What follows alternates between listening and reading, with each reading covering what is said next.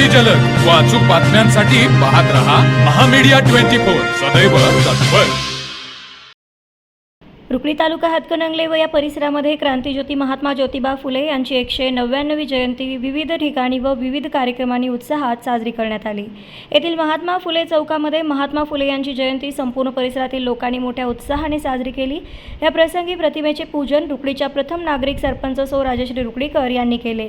या प्रसंगी रुकडी ग्रामपंचायत सदस्य वनिता गायकवाड, हेरले येथील माजी सभापती जयश्री कुर्णे तसेच ग्रामपंचायत सदस्य सिकंदर पेंढारी, बौद्ध समाज, रुकडी सामाजिक कार्यकर्ते रमेश कांबळे, विलास गायकवाड इत्यादी उपस्थित होते। तसेच या प्रसंगी प्राध्यापक डॉक्टर वनिता मोरे यांनी महात्मा फुले यांच्याविषयी आपले मनोगत व्यक्त केले। दरम्यान या कार्यक्रमाचे स्वागत गौतमी गायकवाड यांनी केले, तर अध्यक्ष मनोगत आप्पासाहेब बनगे सर यांनी व्यक्त केले। कार्याध्यक्ष सदानंद नाडे, उपाध्यक्ष चंद्रकांत गायकवाड, प्राध्यापक डॉक्टर समीर गायकवाड आदी उपस्थित होते।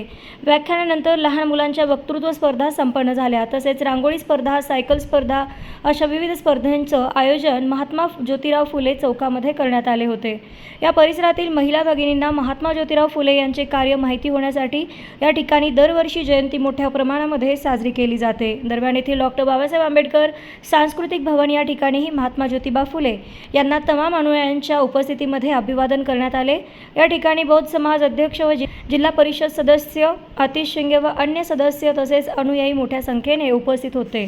तर मग चला सबस्क्राइब करायला विसरू नका महामीडिया 24 न्यूज चॅनलला। महामीडिया 24 सदैव तत्पर।